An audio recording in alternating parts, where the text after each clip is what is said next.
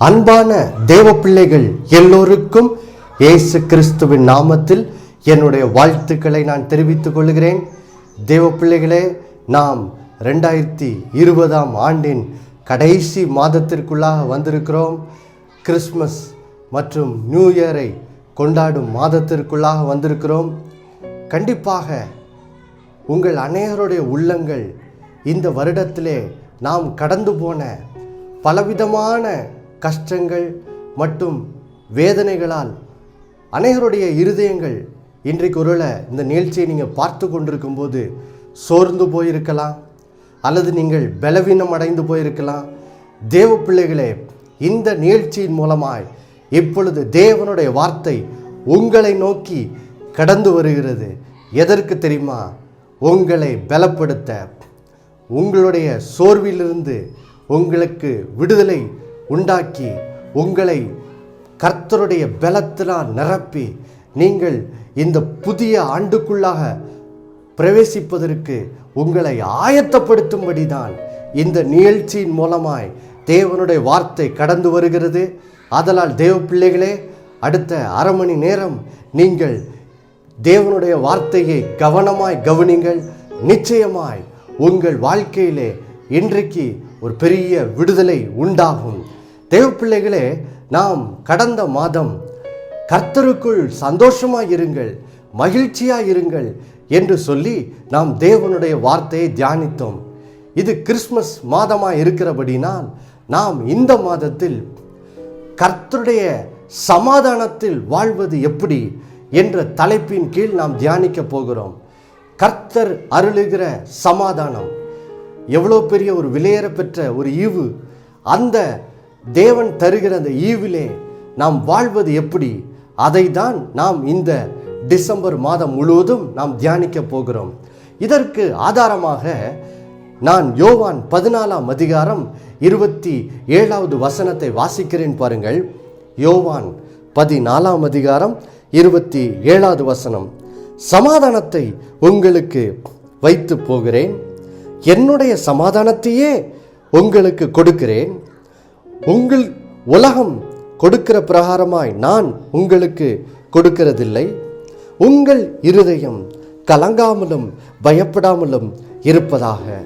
தேவ பிள்ளைகளே, இங்கே இந்த வசனத்திலே நம்முடைய ஆண்டவராகிய இயேசு கிறிஸ்து இந்த பூமியிலே 3.5 ஆண்டுகள் ஊழியம் செய்து முடித்து விட்ட பிறகு இப்பொழுது அவர் கல்வாரி சிலுவைக்கு போகிறார். மரித்து உயிர் தெழுந்த பிறகு அவர் பரலோகத்துக்கு போகிறார்.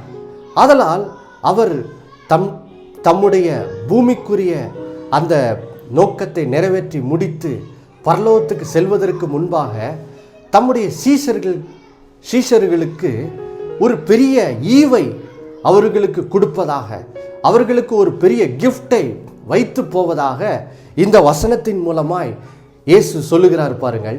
இது இயேசுவினுடைய 12 சீஷர்களுக்கு மாத்திரமல்ல, இன்றைக்கு இயேசுவை பின்பற்றுகிற உங்களுக்கும் இந்த கிஃப்டை நம்முடைய ஆண்டவராக இயேசு கிறிஸ்து என்ன செய்கிறார்?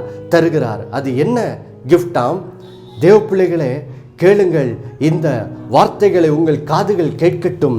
இயேசு சொல்லுகிறார், சமாதானத்தை உங்களுக்கு வைத்து போகிறேன், என்னுடைய சமாதானத்தையே உங்களுக்கு கொடுக்கிறேன் என்று சொல்லி இயேசு இங்கே சொல்லுகிறார் பாருங்கள். தேவ பிள்ளைகளே, இங்கே இயேசு வெறும் சமாதானத்தை தருவேன் என்று சொல்லவில்லை. இயேசு சொல்லுகிறார், என்னுடைய சமாதானத்தை நான் உங்களுக்கு கொடுக்கிறேன் என்று சொல்லுகிறார் பாருங்கள். இதனுடைய விளைவு என்ன?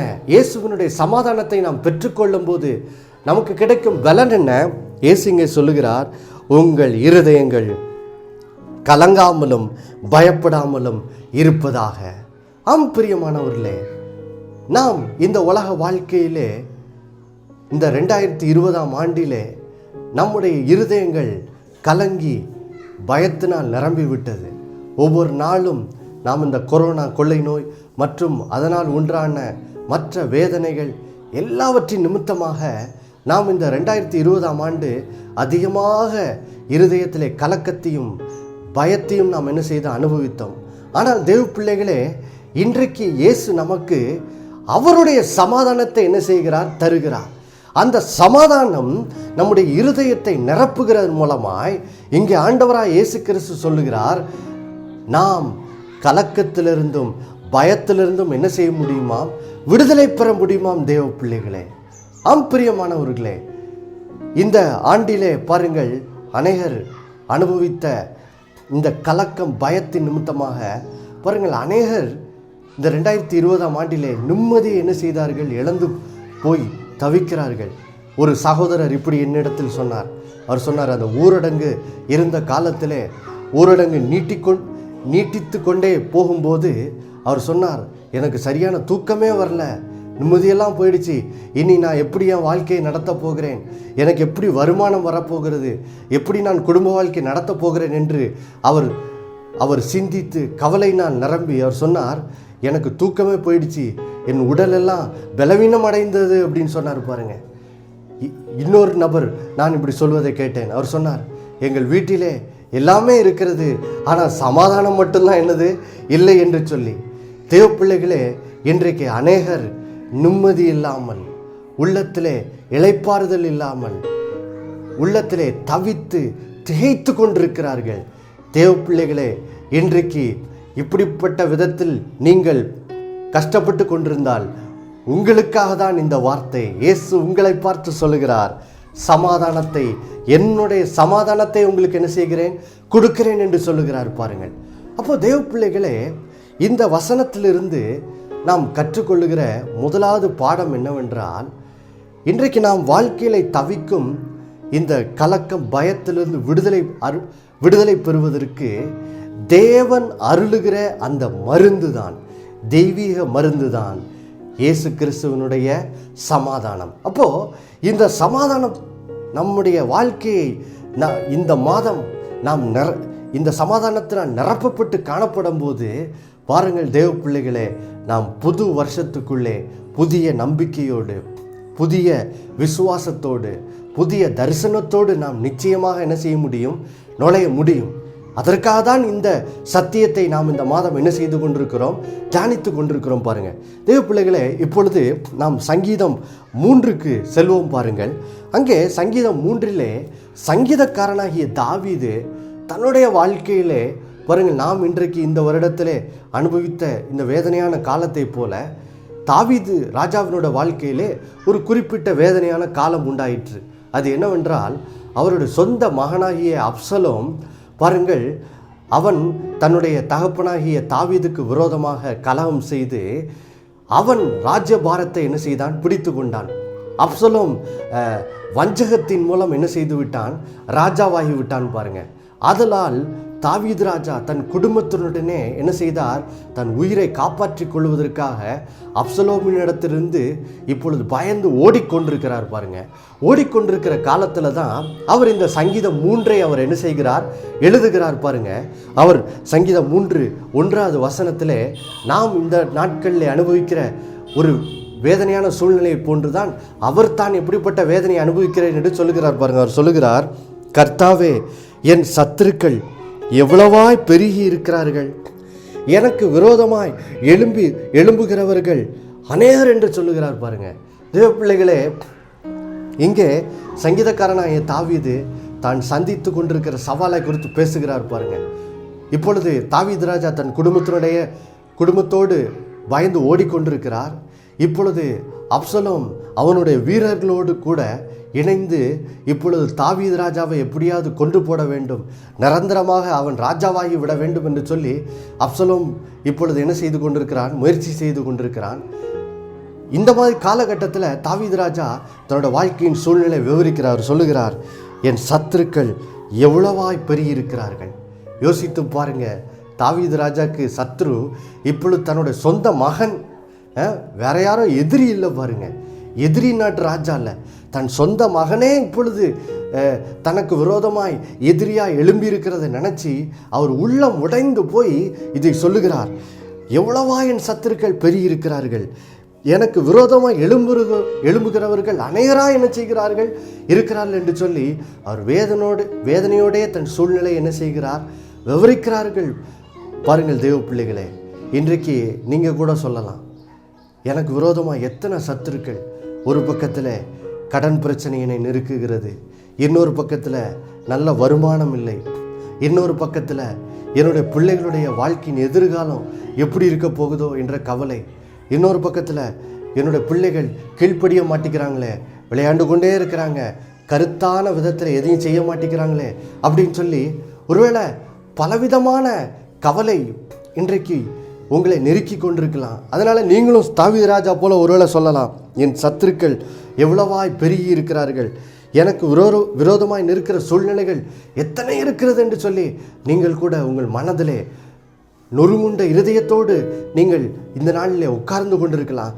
தேவ பிள்ளைகளே, இப்படிப்பட்ட நம்பிக்கையில்லாத சூழ்நிலையிலே நீங்கள் இருந்தீர்கள் என்றால் பாருங்கள், தாவீது ராஜா ஒரு நம்பிக்கையான வார்த்தை இங்கே பேசுகிறார் பாருங்க. இப்போ தாவீது ராஜா இப்படிப்பட்ட மோசமான சூழ்நிலை நடுவில் இப்போ அவர் என்ன செய்கிறார்? சங்கீதம் 3:3 அவர் கர்த்தர் பேரில் தன் விசுவாசத்தை வைக்கிறார் பாருங்க. அவர் சொல்லுகிறார் சங்கீதம் 3:3, ஆனாலும் கர்த்தாவே நீர் என் கேடகமும் என் மகிமையும் என் தலையை உயர்த்துகிறவருமாய் இருக்கிறீர் என்று சொல்லி பாருங்கள். இந்த 3வது வசனத்தில் தாவீது ராஜா தன் விசுவாசத்தை கர்த்தர் பேரில் வைத்து, கர்த்தர் தன்னை பாதுகாக்கிற கேடகமாக இருக்கிறார், தன் இழந்து போன அந்த மகிமையை திரும்ப தந்து தன் தலையை உயர்த்துகிறவராக இருக்கிறார் என்று சொல்லி பாருங்கள். அவர் கர்த்தர் பேரில் தன் விசுவாசத்தை வைத்து கர்த்தரை நோக்கி கூப்பிடுகிறார் பாருங்க. கூப்பிட்ட உடனே இப்பொழுது 4வது வசனத்திலே சங்கீதக்காரன் சொல்லுகிறார், நான் கர்த்தரை நோக்கி சத்தமிட்டு கூப்பிட்டேன், அவர் தமது பரிசுத்த பர்வதத்திலிருந்து எனக்கு செவி கொடுத்தார். ஆம் பிரியமானவர்களே, நீங்கள் கூட நொறுங்குண்ட இருதயத்தோடு உட்கார்ந்து இப்பொழுது கர்த்தரை நோக்கி கூப்பிட்டு கொண்டிருக்கலாம். கர்த்தரின் ஜெபத்தை கேட்பாரா என்று சொல்லி நீங்கள் நினைத்து கொண்டிருக்கலாம். பாருங்க, சங்கீதக்காரனாகிய தாவீது சொல்லுகிறார், கர்த்தர் உங்கள் ஜெபத்தை என்ன செய்திருக்கிறார்? கேட்டிருக்கிறார். அவருடைய பரிசுத்த பர்வதமாகிய அந்த பரலோகத்தின் சிங்காசனத்தில் வீற்றிருந்து பாருங்கள், குமாரனாகிய இயேசு கிறிஸ்துவின் நாமத்தில் நம்முடைய பிதாவாகிய தேவன் உங்கள் ஜெபத்தை என்ன செய்கிறார்? கேட்டிருக்கிறார். தேவ பிள்ளைகளை, கேட்டிருக்கிறபடினால்தான் இப்போ உங்களுக்கு விடுதலை அனுப்புகிறார். பாருங்கள், விடுதலை எப்படி அனுப்புகிறார்? தேவ பிள்ளைகளே, நம்முடைய பிரச்சனையின் வேலையில் நமக்கு விடுதலை முதலாவது வெளிப்புறமாக வருகிறது இல்லை. பாருங்கள், முதலாவது விடுதலை எப்படி வருகிறது? நம்முடைய இருதயத்தில் தான் என்ன செய்து வருது. இருதயத்தில் இருக்க அந்த கலக்க பயத்திலிருந்து விடுதலையாக்கப்பட்டு அந்த சமாதானத்தை தேவன் தருகிறார். பார்த்தீங்களா? அதுதான் முதல் விடுதலை. பாருங்கள், அதை தான் சங்கீதக்காரனை தாவீது தான் பெற்றுக்கொண்டதாக இங்கே சொல்லுகிறார்.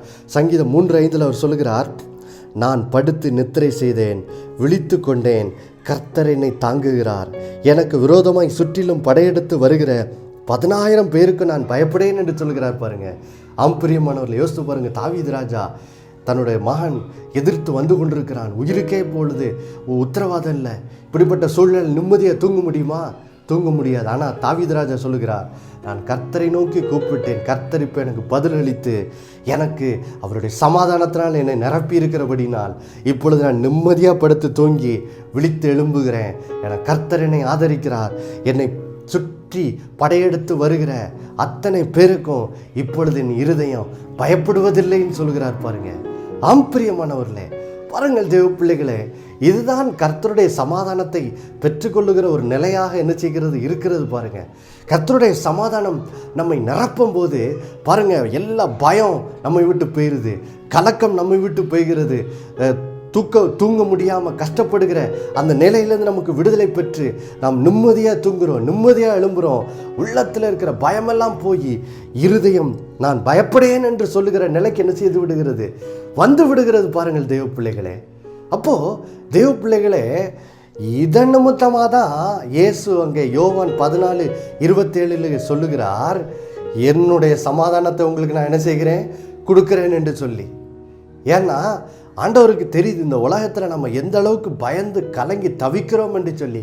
அப்போ அதிலேருந்து விடுதலை பெறுவதற்காக தான் இயேசு நமக்கு அவருடைய சமாதானத்தை என்ன செய்கிறார்? தருகிறார். பாருங்கள் தேவ பிள்ளைகளே, இப்பொழுது இயேசு தருகிறாரே அந்த சமாதானம், அதை குறித்து இன்னும் புரிந்து கொள்வதற்கு இயேசுவினுடைய ஊழிய நாட்களில் நடந்த இயேசுவினுடைய வாழ்க்கையில் நடந்த ஒரு சம்பவத்தை நாம் பார்ப்போம். பாருங்கள், சங்கீதம் 3 இயேசு கிறிஸ்துனுடைய சமாதானத்தை நாம் பெற்றுக்கொள்ளும் போது எப்படி நாம் கலக்கத்திலிருந்தும் பயத்திலிருந்தும் விடுதலை பெறுகிறோம் என்று சொல்லி நாம் கற்றுக்கொண்டோம்.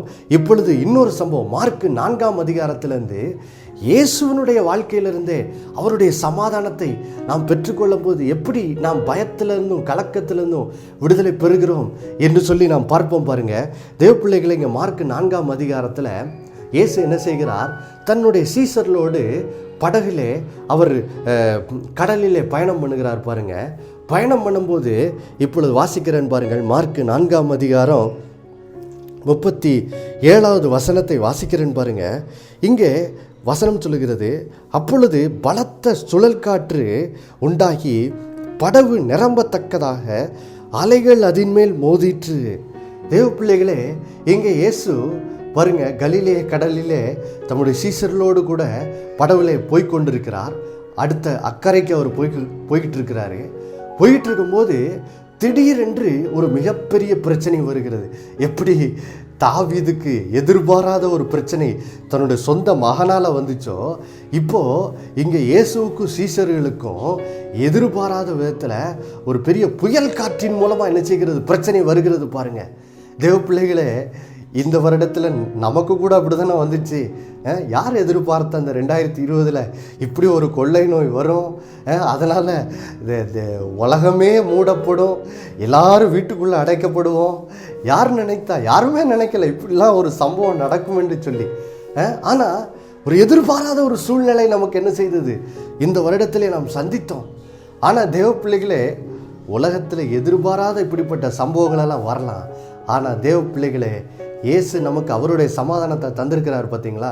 இப்போ நம்ம இந்த சமாதானத்தில் வாழும்போது இந்த உலகத்தில் எப்படிப்பட்ட எதிர்பாராத சூழ்நிலை வந்தாலும் பாருங்கள், நம்ம சமாதானமாக என்ன செய்ய முடியும்? இருக்க முடியும். தேவ பிள்ளைகளே, நாம் கலங்காமலும் பயப்படாமலும் என்ன செய்ய முடியும்? இருக்க முடியும். பாருங்கள், அதை இயேசு இங்கே நமக்கு காண்பிக்கிறார். பாருங்கள், யோசிச்சு பாருங்கள். இப்போ இயேசு படகுல போயிட்டுருக்கார் சீசரோட. இப்போ படகு மூழ்கி போகத்தக்கதான விதத்தில் பலத்த சுழல் காற்று என்ன செய்யுது? அடிக்குது. அதனால் அலைகள் மோதி படகு தண்ணீரினால் என்ன செய்து கொண்டிருக்கிறது? நிரம்பி கொண்டிருக்கிறது. பாருங்கள், ஆனால் இப்படிப்பட்ட வேதனையான சூழ்நிலையில் பாருங்கள் இயேசு எப்படி இருந்தார் என்று சொல்லி மார்க் 4ஆம் அதிகாரம் 38வது வசனம் வேதம் சொல்லுகிறது, கப்பலின் பின்னணியத்தில் அவர் தலைனியை, அதாவது இயேசு தலைனியை வைத்து நித்திரையாயிருந்தார். தேவ பிள்ளைகளே, இதுதான் தேவனுடைய சமாதானம். இதுதான் இயேசு நமக்கு அருள் இருக்கிற சமாதானம். தேவ பிள்ளைகளே, யோசித்து பாருங்க, படகே மூழ்கிற சூழ்நிலை இருக்குது. பெரிய சுழல் காற்று, தண்ணீரினால் படகு நிரம்பி கொண்டிருக்கிறது. ஆனால் இயேசு அவர் நமக்கு அருளுகிற சமாதானம் எப்படிப்பட்டது என்று காண்பிக்கிறார். பாருங்க, மிகுந்த புயல் நடுவில் கூட இயேசு நிம்மதியாக தலையை வைத்து அவர் நித்திரையாக இருந்தார் என்று போட்டிருக்கிறது. பிரியமானவர்களே, இன்றைக்கு ஒருவேளை வாழ்க்கையிலே நிம்மதியை தேடிக்கொண்டிருக்கிறீர்களா? ஐயோ, எனக்கு இந்த கடன் பிரச்சனை இருக்குதே, இந்த கடன் பிரச்சனையின் நடுவில் எனக்கு நிம்மதி கிடைக்காதா? அல்லது நான் வேலை இழந்து விட்டேனே, இந்த வருடம் விவசாயத்தில் பெரிய நஷ்டத்தை அடைந்து விட்டேனே, நான் என்ன செய்வேன் என்று சொல்லி நிம்மதியை தேடிக்கொண்டிருக்கிறீர்களா? தேவ பிள்ளைகளே, நிம்மதி எங்கே தெரியுமா இருக்கிறது? இயேசு கிறிஸ்துவுக்குள் இருக்கிறது. இயேசு கிறிஸ்து அருளுகிற சமாதானத்துக்குள் என்ன செய்கிறது? இருக்கிறது. பாருங்கள் தேவ பிள்ளைகளே, அவருடைய சமாதானத்தை, அவர் அருளுகிற சமாதானத்தை நாம் பெற்றுக்கொள்ளும் போது பாருங்க, எப்படிப்பட்ட விடுதலை நம்முடைய இருதயத்துக்கு வருது. பாருங்க, இங்கே இயேசு அதை காண்பிக்கிறார். இயேசு சொல்லுகிறார், பெரிய புயல் அடிச்சுக்கிட்டு இருக்கலாம், கடன்காரர்கள் வந்து ஒருவேளை நம்மளை திட்டலாம், நம்மளை நெருக்கலாம். ஆனால் நம்ம பயந்து என்ன செய்ய மாட்டோம்? ஓட மாட்டோம். பாருங்க, சில நேரம் கடனால் நெருக்கப்படும் போது நிறைய பேர் அந்த ஊரை விட்டே போயிட வேண்டியதான் நீ அப்படின்னு நினைப்பாங்க. அப்படி இல்லை. பாருங்க, நம்ம எங்கேயும் ஓட வேண்டிய அவசியமே என்னது இல்லை. பாருங்க, ஏன்னா இயேசு அருளுகிற சமாதானம் புயல் காற்று நடுவில் கூட நாம் நிம்மதியாக இருக்க செய்கிறது. பயத்திலிருந்தும் கலக்கத்திலிருந்தும் விடுதலை பெற்று நமக்கு என்ன செய்கிறது? வாழச் செய்கிறது. தேவ பிள்ளைகளே, யோசித்து பாருங்க. இங்கே இயேசு நிம்மதியாய் அவருடைய அவர் சமாதானத்தினால் நிரம்பி இருக்கிறபடினால் நிம்மதியாக இருக்கிறது மாத்திரம் இல்லை, இப்போ பாருங்க, அவருடைய சீசர்கள் யோவான் 14 இயேசு தம்முடைய சீசர்களுக்கு தானே அவருடைய சமாதானத்தை கொடுக்குறாரு. பாருங்க, அவருடைய சமாதானத்தை அவருடைய சீசர்கள் பெற்றுக்கொள்ளும் போது எப்படி அவர்கள் பயத்திலிருந்து விடுதலையாகிறார்கள் என்பதை இந்த சூழ்நிலையிலே பார்க்க முடியுது. பாருங்க, இயேசு இங்கே நிம்மதியாக படுத்து தூங்கி கொண்டிருக்கிறார். ஆனால் அவருடைய சீசர்கள் நிம்மதியல்ல. பாருங்க, வாசிக்கிறேன் பாருங்க, வசனம் சொல்லுகிறது, இயேசுனுடைய சீசர்கள் அவரை எழுப்பி, போதகரே, நாங்கள் மடிந்து போகிறது உமக்கு கவலை இல்லையா என்றார்கள். தேவ பிள்ளைகளே, இங்கே சீசர்கள் நிம்மதி இல்லாமல் பயந்து கலங்கி கொண்டிருக்கிறதை நாம் என்ன செய்கிறோம், பார்க்கிறோம். பாருங்க, பிரியமானவர்களே, இங்கே சீசர்கள் கலங்கி கொண்டிருக்கிறார்கள். ஆனால் இயேசுவுக்கு தெரியும், தம்முடைய சீசர்களுக்கு இந்த பயத்திலிருந்து கலக்கத்திலிருந்து விடுதலை பெறுவதற்கு அவர்களுக்கு என்ன வேண்டும் என்று தெரியும். பாருங்க, அதனால தான் பாருங்க, இயேசு இங்கே மார்க் 4:34 வேதம் சொல்லுகிறது, அவர் எழுந்து காற்றை அதட்டி கடலை பார்த்து, இறையாதே, அமைதலாயிரு என்றார். அப்பொழுது காற்று நின்று போய் மிகுந்த அமைதல் உண்டாயிற்று. பிரியமானவர்களே, இங்கே பாருங்க, இயேசு அருளுகிற சமாதானம் நாம் பெற்றுக்கொள்ளும் போது என்ன நடக்குதுங்கிறத அந்த படத்தை இங்கே வசனம் தெளிவாக விளக்குறது. பாருங்க, இங்கே சீஷர்கள் கலங்கி தவிச்சுக்கிட்டு இருக்காங்க. இயேசுவே, நாங்கள் மடிந்து போகிறது உமக்கு கவலை இல்லையா அப்படி என்று சொல்லி அவர்கள் புலம்பிக் கொண்டிருக்கிறார்கள். இந்த சூழ்நிலையிலே இயேசு எழும்பி நின்று அந்த காற்றையும் கடலையும் அதட்டுகிறார். அதட்டின உடனே பாருங்க, வேதம் சொல்லுகிறது, அந்த காற்றும் கடலும் நின்று போய் மிகுந்த அமைதல் உண்டாயிற்று. அதாவது சீசர்களுடைய உள்ளத்தில் மிகுந்த அமைதல் என்ன செய்யிற்று, உண்டாகிறது. பாருங்க, இயேசு அருளுகிற சமாதானத்தை அவர்கள் பெற்றுக்கொள்ளும் போது. பிரியமானவர்களே, இது அன்றைக்கு சீசர்களுக்கு அமைதல் உண்டாயிற்று. இன்றைக்கு தேவ பிள்ளைகளே, இயேசு இன்றைக்கு இந்த வசனத்தை உங்களை பார்த்து பேசுகிறார். அவர் சொல்லுகிறார், என் மகனே, என் மகளே, சமாதானத்தை உனக்கு நான் வைத்து போயிருக்கிறேன். என்னுடைய சமாதானத்தை உனக்கு கொடுக்கிறேன். உலகம் கொடுக்கிற பிரகாரமாக நான் கொடுப்பதில்லை. ஏன் உலக பிரகாரமான சமாதானம் என்றால் என்ன அர்த்தம்? அந்த சமாதானம் அர்த்தம் என்னவென்றால், எனக்கு எல்லாம் நல்ல வேலை இருக்குது, நல்லா சம்பாத்தியம் வந்துக்கிட்டு இருக்கு, குடும்ப வாழ்க்கை நல்லா இருக்குது, பிள்ளைகளோட வாழ்க்கையில் எந்த பிரச்சனையும் இல்லை, அப்படி இருந்தால் தான் சமாதானம் என்று உலகத்திலே நாம் சொல்லுவோம். ஆனால் உலகத்தில் எப்பொழுதும் அந்த சூழ்நிலை இருக்காது என்பது இந்த வருடத்தில் நாம் தெளிவாக என்ன செய்யிட்டோம், புரிந்து கொண்டு விட்டோம். அதனால தான் இயேசு சொல்கிறார், உலகம் கொடுக்குற பிரகாரமாக நான் என்ன செய்யலை, கொடுக்கல. அப்போது எப்படி கொடுக்குறார்?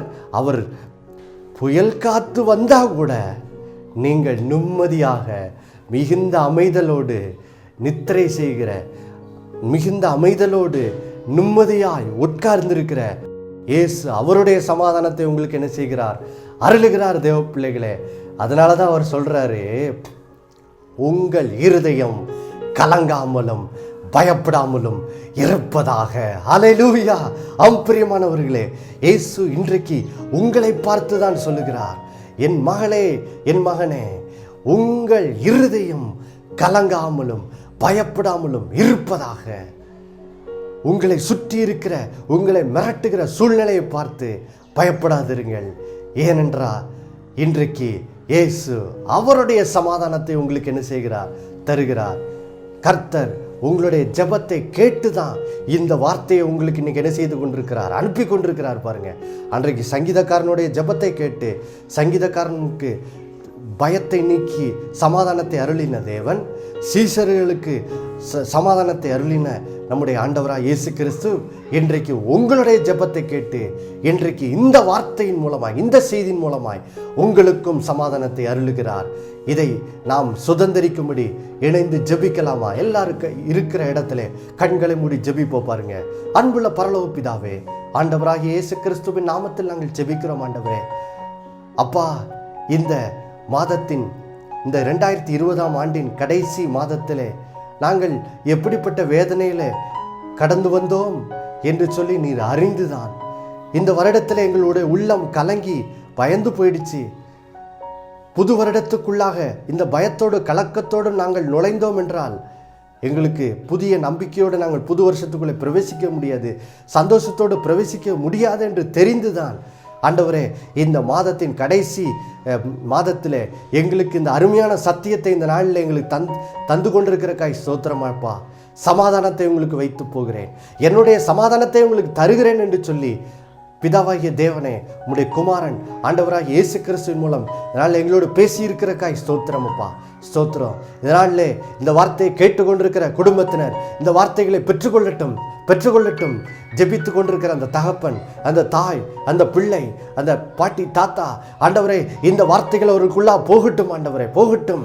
இந்த வார்த்தைகள் உம்முடைய பிள்ளைகளுடைய இருதயத்தில் வல்லமையாக கிரியை செய்யட்டும். ஆண்டவரே, கிரியை செய்து இயேசுவின் நாமத்தில் இந்த வேளையிலே உம்முடைய பிள்ளைகளுடைய இருக்கிற அந்த கலக்கத்திலிருந்து, அந்த பயத்திலிருந்து அவர்களுக்கு விடுதலை உண்டாவதாக இயேசுவின் நாமத்தினால். நன்றி ஆண்டவரே, நன்றி அப்பா. இந்த யோவான் 14:27 சமாதானத்தை உங்களுக்கு வைத்து போகிறேன், என்னுடைய சமாதானத்தை உங்களுக்கு கொடுக்கிறேன், உலகம் கொடுக்கிற பிரகாரமாய் நான் கொடுக்கிறதில்லை, உங்கள் இருதயம் கலங்காமலும் பயப்படாமலும் இருப்பதாக என்ற இந்த வார்த்தை உங்களுடைய பிள்ளைகளுடைய இருதயத்தில் ஆழமாய் பதியட்டும். ஆண்டவரே, ஆழமாய் பதியட்டும்.